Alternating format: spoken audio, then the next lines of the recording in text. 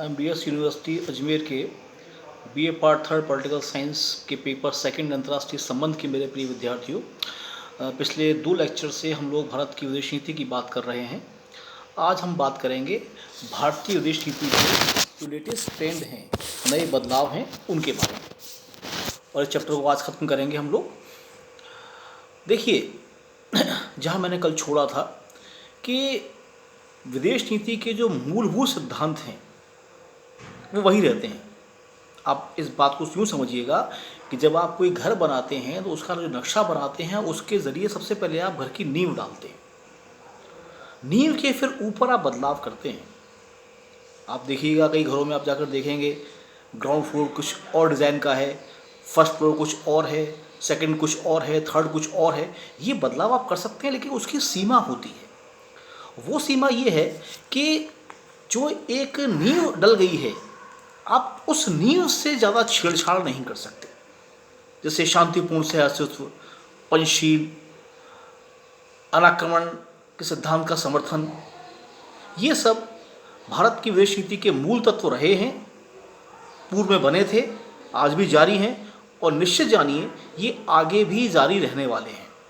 अब इन्हीं संदर्भों में आज हम भारत की विदेश नीति में जो नवीनतम बदलाव दिखे आए हैं उनकी हम बात करें।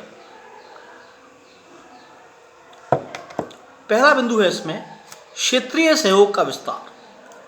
देखिए, जब आप एक बड़ी ताकत के रूप में उठना चाहते हैं, जो कि भारत है, इसमें कहीं कोई संदेह नहीं है।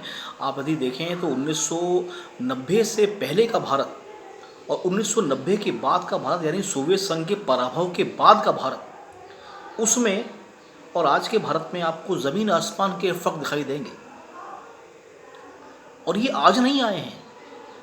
आपको मैं उदाहरण दूं, होता ये है कि 1991 में, 90 का अंत था और 91 की शुरुआत हो रही थी, सोवियत संघ टूट जाता है, उसके टुकड़े हो जाते हैं, उसको हम कहते हैं सोवियत संघ का विघटन या पराभव।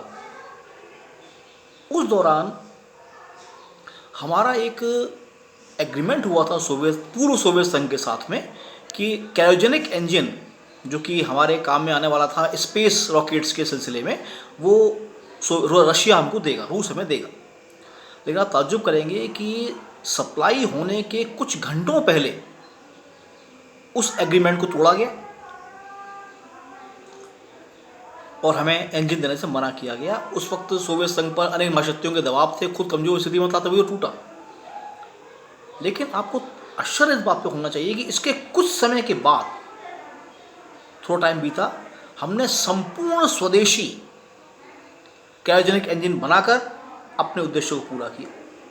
चाहे DRDA हो या इसरो हो, ये संस्थान अपने रंग में आए हैं उसके बाद। जैसे अभी आप देखते होंगे, आपने देखा था 100 से ऊपर उपग्रह लॉन्च हमने एक सैटेलाइट से किए हैं, जो दुनिया में कोई मुल्क नहीं कर पाया, वो हमने करके दिखाया है। आप देखिए, आप कह सकते हैं कि मिशन मार्स हमारा फेल चला गया, लेकिन वो एक कंप्लीट स्वदेशी, पूर्णतः स्वदेशी प्रयोग था, जिस पर दुनिया ने बेहद पैसा खर्च किया, सफल नहीं हो पाए, लेकिन भारत ने अपनी योग्यता, अपनी क्षमता के दम पर साबित करके दिखाया। तो अब हम अपनी बात पर आएं। विश्व में एक ताकत के रूप में जब आप अपने आप को स्थापित करना चाहते हैं तो उसकी पहली शर्त ये होती है कि आपके जो आसपास के मुल्क हैं, उन देशों के साथ आपके संबंध सामान्य हों, ताकि आप बड़ी छलांग लगाने की कोशिश कर सकें। यदि आपके आसपास ही हर्डल्स हैं, बाधाएं हैं, तो आप आगे नहीं बढ़ पाएंगे। अब देखिए, 1984 में इसकी शुरुआत हुई थी। हमने जब सार्क का निर्माण किया था, भारत के सहयोग से हुआ था वो। हालांकि आप देखिए, जो सार्क के वर्तमान में 8 सदस्य हैं, अफगानिस्तान को उसमें शामिल किया गया। इनमें आपसी बॉर्डर इशू हैं, तनाव हैं, और भारत इनमें सबसे बड़ी ताकत है, तो ये भी एक तनाव का मुद्दा है। लेकिन भारत ने कभी भी बिग ब्रदर इमेज, जिसको आप कहते हैं, यानी अपने साथियों को प्रश्रय रखना, उस नीति का अनुसरण नहीं किया।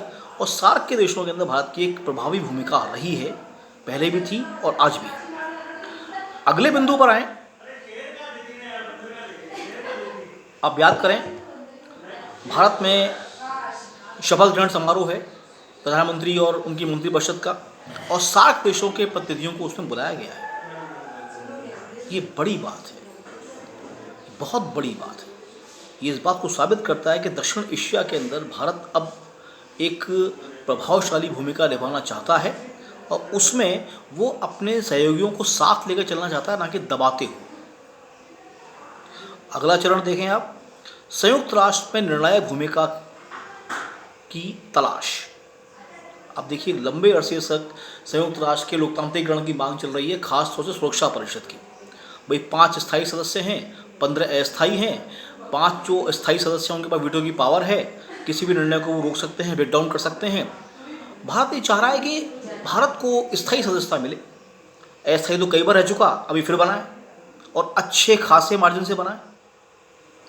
यहाँ पर जो चीज़ महत्वपूर्ण है कि इसमें कई बाधाएं हैं, कई परेशानियां हैं, क्योंकि सुरक्षा परिषद के स्थायी सदस्य ये तो चाहते हैं कि ठीक है, अफ्रीका से, दक्षिण अमेरिका से और एशिया से इसमें रिप्रेजेंटेशन हो, मेंबरशिप बढ़े, लेकिन वो उनको वीटो देना नहीं चाहते। जबकि जो देश इसमें दमदार हैं, अफ्रीका से, एशिया से और दक्षिण अमेरिका या लैटिन अमेरिका से, उनका दावा यह है कि नहीं साहब, क्षमताएं दी हैं तो पूरी दी जाएं, आधा अधूरा क्यों। भारत का पक्ष मजबूत है और विशेष तौर से यदि आप देखें, आतंकवाद के खिलाफ जो अभियान इस वक्त दुनिया में 2001 के बाद छड़ा है, उसमें भारत ने एक बहुत महत्वपूर्ण भूमिका निभाई है और आज भी निभा रहा है और आगे भी निभाने को तैयार है। अगले बिंदु पर आए, महाशक्तियों के समूह से मैत्रीपूर्ण संबंध। ये बहुत महत्वपूर्ण चीज़ है आज की तारीख में। आप देखें कि शीत युद्ध जब 1991 में समाप्ति की घोषणा की गई सोवियत संघ के पराभव के साथ से, तो ये कहा गया कि अब दुनिया एक ध्रुवीय हो गई है और सारे के सारे ताकत का जो केंद्र है वो संयुक्त राज्य अमेरिका है।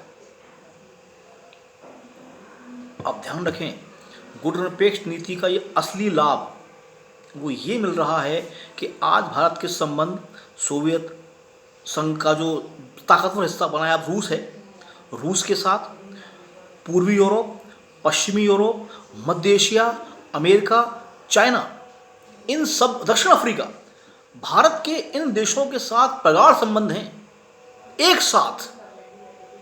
जैसे मैं कई बार इस बात को कक्षा में जब पढ़ाता हूँ तो कहता हूँ कि बिस्मार्क के बारे में ये कहा जाता है इसने जर्मनी का एकीकरण किया था। हिस्ट्री में आपने पढ़ा होगा, नहीं तो पढ़िएगा, बड़ी दिलचस्प कहानी है। ऐसा कहते थे कि बिस्मार्क के हाथ में एक वक्त में 5 गेंदें हुआ करती थी, उनसे वो खेलता। महान कूटनीतिज्ञ यूरोपीय देशों के, जर्मनी का एकीकरण किया, बिखरे हुए देश को बनाया। वो स्थिति यहाँ पर भी है। महाशक्तियों के साथ एक साथ संबंध सामान रख पाना बहुत बड़ी बात होती है और भारत इसमें कामयाब रहा है। ये हमारी फॉरेन पॉलिसी, हमारी इंटरनल पॉलिसीज, लीडरशिप, सबका एक साझा परिणाम कहा जा सकता है। अगला बिंदु देखिए, लुकिंग ईस्ट पॉलिसी। हमने इस बात को देखा है कि चाहे बाजार के रूप में हो, कच्चे माल के स्रोत के रूप में हो, मानव श्रम के रूप में हो, हम ये चाहते हैं कि आसपास के जो देश हैं, जो भारत की आसपास की पैराफेरी है, सीमाएं हैं, उन देशों से कई चीज़ें आप प्राप्त कर सकते हैं सस्ती और अच्छे दामों में। तो ऐसा क्यों ना किया जाए। आप उदाहरण लें, श्रीलंका में, बांग्लादेश में भारत ने रेलवेज के ठेके हासिल किए हैं और सप्लाई कर रहा है, काम वहाँ कर रहा है। अफगानिस्तान में जब 2001 में जब 9/11 वाली घटना हो गई थी, उसके बाद निस्तारभूत कर दिया गया था पूरा देश। अब उस देश में जो पुनर्गठन हो रहा है, अधिकांश ठेके भारतीय कंपनियों के पास हैं। कहीं कोई किसी दक्षिणी महासागर से, साउथ चाइना के महासागर से जो तेल निकालने के ठेके हैं, उसमें शेल और भारत की कई कंपनियां, ONGC महत्वपूर्ण भूमिका के अंदर हैं। ये चीज़ ये साबित करती है कि भारत आसपास के देशों के साथ संबंध सामान्य करके अपनी ताकत को बढ़ाने का प्रयास कर रहा है गंभीरता के साथ। दूसरा, अगला बिंदु, अफ्रीकी देशों के साथ भारत की जो नीतियां हैं, वो पूर्व में आप देखेंगे भारत ने अफ्रीका और दक्षिण अमेरिका, जिसको आप लैटिन अमेरिका भी कहते हैं, इनके साथ हमारे संबंध बहुत ही दूर के देशों के साथ जैसा होता है वैसे रहे। हमने इन पर कंसंट्रेट नहीं किया था। लेकिन अब भारत लैटिन अमेरिका और अफ्रीका, इन देशों में जो कमज़ोर राष्ट्र हैं जिन्हें हमारी सहायता की ज़रूरत है, चाहे वो आर्थिक सहायता के माध्यम से हो, तकनीकी सहायता के माध्यम से हो या उनके माल खरीदने के माध्यम से हो, भारत संबंध बढ़ा रहा है और सफलतापूर्वक बढ़ा रहा है। इसके अलावा देखिए, दुनिया में जो इस्लामिक देश हैं, OIC कहते हैं इसको, ऑर्गेनाइजेशन ऑफ इस्लामिक कंट्रीज़, 50 से ऊपर इसके मेंबर हैं। उन देशों में कुछ को छोड़कर भारत के संबंध सबसे अच्छे हैं वर्तमान समय के अंदर। और जो एनर्जी का मेन सोर्स है तेल, उसको लेकर भारत की जो फ्यूचरिस्टिक अप्रोच है वो बहुत बैलेंस है। उन देशों के साथ भारत बड़े संतुलित रूप से आगे बढ़ रहा है। तो वर्तमान में आप देखें भारत को कि जैसे चीन के साथ अभी जो मुद्दा हुआ, या पिछले वर्ष की बात है जब एक आतंकी हमला किया गया था CRPF के कैंप के ऊपर, उसके बाद जिस तरह हमने रिप्लाई किया बेहद आक्रामक तरीके से, और अभी चीन के मुद्दे पर जिस तरह भारत ने रिएक्ट किया है, ये इस चीज़ को शो करता है कि अब ये दबने वाली शक्ति नहीं है। और एशिया की वो शक्तियां कि जो एशिया पर अपना एकाधिकार मानती थी, भारत उनके सामने चुनौती के रूप में उभर रहा है और अकेला नहीं है। उनके साथ पूरा समूह है, पूरा ग्रुप है, और वो इसकी दशा और दिशा को तय करते हैं।